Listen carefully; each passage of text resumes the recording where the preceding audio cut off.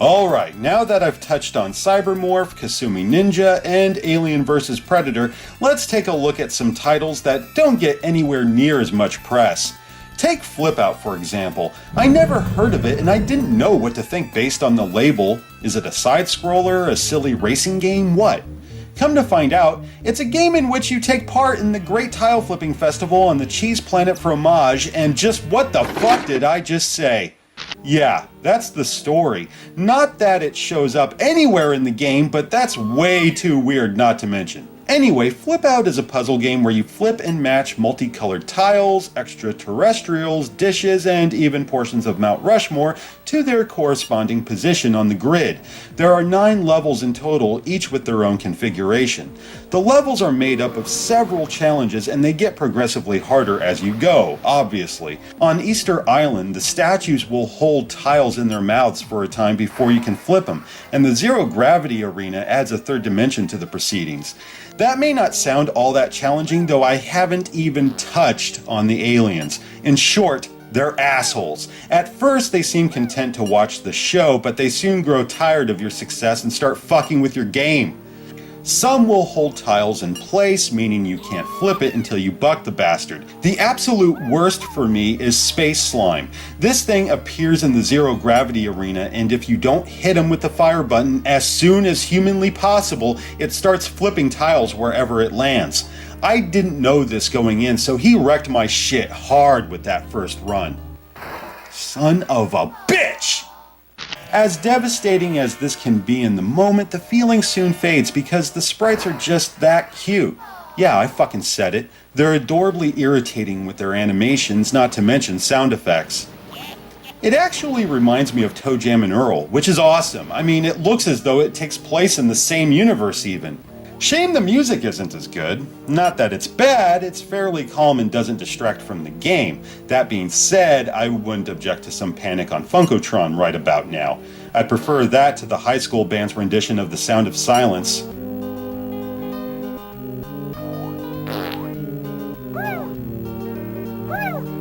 I know some players complain that FlipOut doesn't serve as a proper demonstration of the Jaguar's capabilities, though I don't see why we should hold it to such a high standard. It's a puzzle game. Tetris didn't exactly show off the technological prowess of the Game Boy, yet players love it to this day. Besides, look at all these colors. It's fucking mesmerizing. FlipOut is a cheap date on Jaguar and highly addictive. Well worth a try if you dig on puzzles, aliens, and cheese. Come on, who doesn't love cheese?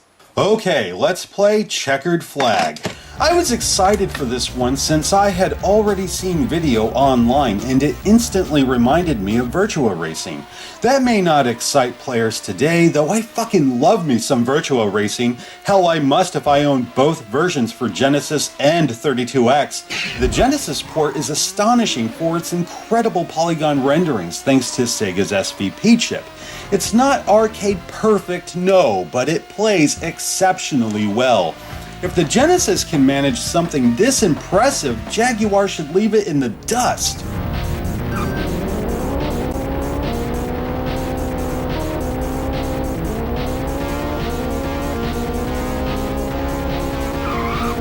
Just, what the fuck happened here? First of all, it has a lot to offer in the way of options. Aside from the standard stuff like manual and automatic transmission, you can change the weather from sunny to foggy to pouring rain. The last one's kind of funny because it's obviously a filter. It doesn't interact with the environment in any way. I guess it's nice to have, still a tad goofy. You can change the tires from dry to wet, though I fail to see the point for I can't detect much of a change in the vehicle's handling. The same can be said of the spoiler. I mean, you can make it high or low. Does it matter? I don't know. Ah, fuck, I became Dr. Seuss. The best thing by far is the number of tracks. There's 10 in all, which is great. You have Sunset Strip, Desert Pass, The Gorge, and Arctic Run as standouts. Concrete Canyon is my personal favorite. I don't know why, but there's something depressing about it.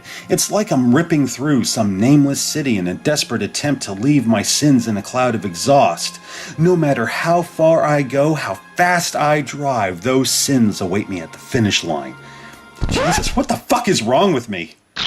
Oh, I know, it's the frame rate. I mean, this is so choppy that it makes my eyes sting after a few minutes of extended play. I'm talking minutes here.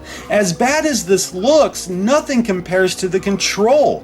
Whenever I gently tap in either direction, you'd think I was trying to commit suicide. I haven't raced a single solitary lap without flipping my rocket like a goddamn gymnast. Even when I let off the gas or tap the brake, I still end up crashing more often than not. Oddly enough, the game handles much better when I switch the view to first person. I don't wipe out anywhere near as often. My problem here, though, is that the angle in conjunction with the shallow draw distance makes it that much harder for me to anticipate turns. In spite of these flaws, I still manage to win most races, but I don't feel as if I earned it. In virtual racing, if I crash more than 2 or 3 times, I may as well reset the game. Here, I crash over a dozen times and still come out ahead. How does that even work? This is really infuriating because Checkered Flag has all the options I want from a racing game, but the choppy frame rate and stiff control render it virtually unplayable. If you're wanting a good racer for Jaguar, this ain't it. Oh, you're in for a real treat now, folks. It's Fight for Life from Atari. Fight for Life was Atari's answer to Virtua Fighter, which had blown our minds with its stunning 3D visuals and kick-ass gameplay in '93. The following year, Virtua Fighter 2 was unleashed. Just breathe it in. Beautifully rendered, texture-mapped fighters beating us into submission at 60 frames per second in glorious high resolution. Even more amazing is that this is the Saturn port. I mean, wow. Virtua Fighter is a tough act to follow, but Fight for Life can't be that bad. Fuck, what am I saying? Jesus Christ. To think this game came out a year after Virtua Fighter 2 is simply mind-boggling. Believing for even a moment this held a candle to the groundbreaking efforts of Yu Suzuki is beyond my comprehension. Atari had hired Francois Bertrand, who had developed the camera and collision system for Virtua Fighters 1 and 2, to develop the game, a task that took Bertrand 18 months to complete. And why? This one man was the director, designer, and sole programmer. That's why. In his interview with Atari Gaming headquarters, Bertrand states he withheld the final game until Atari paid him what was owed. According to him, they paid. So that must mean that what you see here is the finished game, right? Well, there is an alternate version of this story in which Atari didn't pay Bertrand and released a half-finished build instead. Jaguar Sector 2 even managed a limited release of a beta which is said to look and play better than what players first experienced in 1996.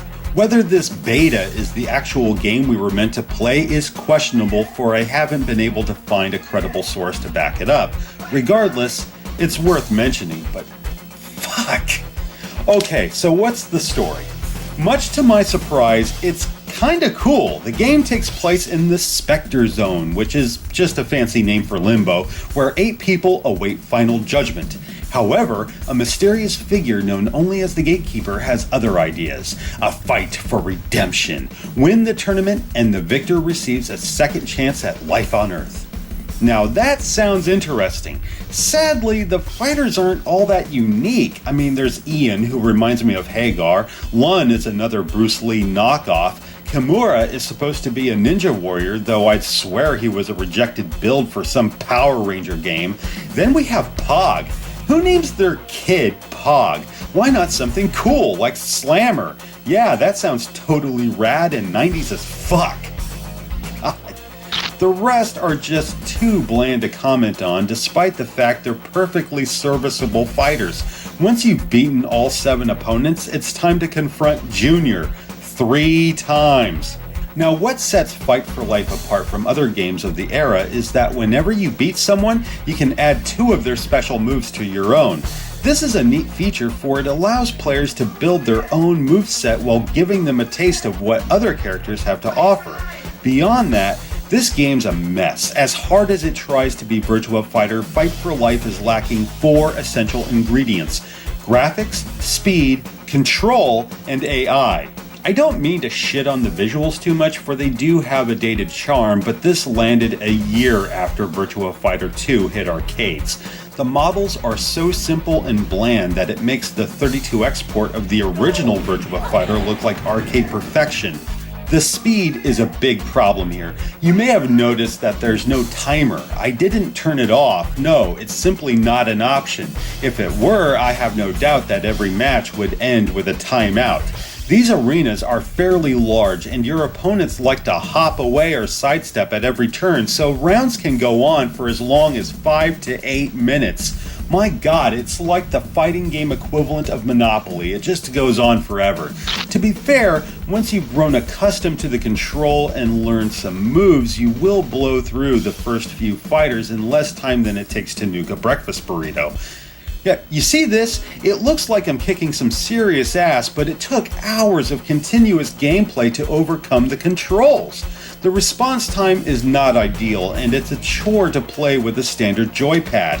Yeah, this is a pro controller game if ever there was one. 3 of your attack buttons, along with sidestepping to either side, have been relegated to the keypad. Fucking horrendous. Pulling off a combo is damn near impossible. I couldn't bust a single move here except for the more basic stuff. Even then, it was a struggle. Take Pog's slide move, for example. I couldn't get the fucker to slide half the time. Not that it matters much later in the game, because these bastards anticipate your every move like Psycho fucking Mantis. Do I need to plug this shit into player 2? I could piss blood right now just thinking about it. Then it occurred to me that I could use this to my advantage. See how they constantly sidestep to avoid my attack even when I'm several feet away? Yeah. Now I'm playing rope-a-dope. He's doing a what? Rope-a-dope. Now it's a boxing term. Ali and Foreman in Zaire. Captain, I know what the rope-a-dope is. What's your point? I tried to beat it fair and square, though I found myself relying on this technique so often that it became downright comical. I mean, it looks ridiculous. This isn't a simple ring out. They're being electrocuted. Ain't it cool? When I finally made it to the final match with Junior, I had no choice but to fight dirty. Just when you think it's all over, you're treated to another round where this prick's pummeling you before you hear the announcer shout fight. Oh, but it gets better. Check out the ending. You endured all that bullshit just to lose your soul to the Prince of Lies anyway. Well, thank you very fucking much, you low-life piece of... In the end, there's only 2 things I like about this game. 1, the music, and 2, I can turn it off. Fight for Life had some promise, without a doubt, though not enough to overlook its lousy control, horrid pacing, crippled AI, and shitty ending. Banish this survived abortion to hell and pick up Kasumi Ninja instead.